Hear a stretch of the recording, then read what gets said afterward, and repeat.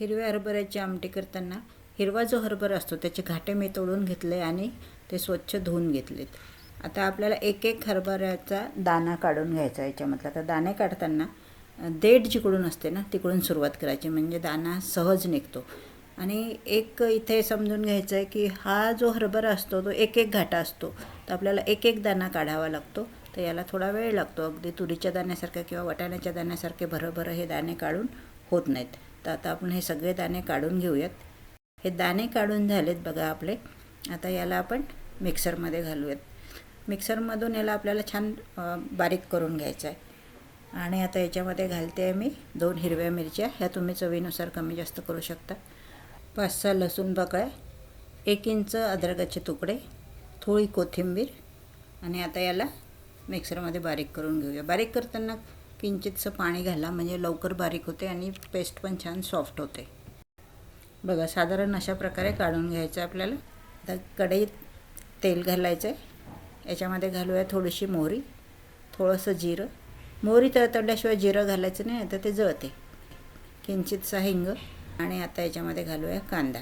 कांदा परतून झाला की घालायचं आहे आपल्याला लाल तिखट, हळद, चवीपुरता मसाला आवडत असेल तर घाला. टमाटर, 1 टमाटर घालते मी. आणि याला छान परतून घ्यायचं आहे. टमाटर मऊ झालं की आपली जी ही पेस्ट तयार आहे ही याच्यामध्ये घालायची. ही तेलात छान होऊ द्यायची. कढईला तेल सोडायला लागली आपली पेस्ट की मग याच्यामध्ये घालायचं आपल्याला पाणी. पाणी शक्यतोवर कोमट करून घाला, म्हणजे छान त्याची चव येते. पाणी किती लागते ते थोडं थोडं घाला आणि जितकं तुम्हाला पातळ घट्ट कसं हवं आहे त्यानुसार ते वापरा. साधारण 2 ते 3 मिनिट असं परतून घ्यायचं आहे. बघा आता हे मिश्रण कढईचं तेल सोडते आहे. आता याच्यामध्ये आपण थोडं थोडं पाणी घालूयात.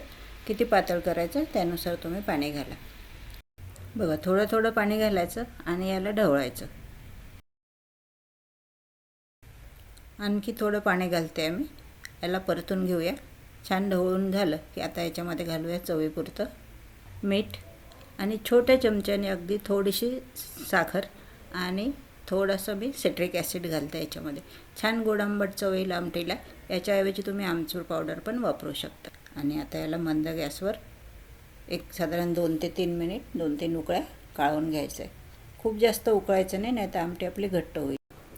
साधारण एवढी घट्ट आमटी झाली की गॅस बंद करायचा आणि हिला झाकून ठेवायचं. एक 5 मिनटं झाकून ठेवायचं. वाफ जिरली म्हणजे त्याला चव पण छान येते. बघा आपली आमटी तयार आहे. आता याच्यावर छान कोथिंबीर टाका आणि सर्व करा.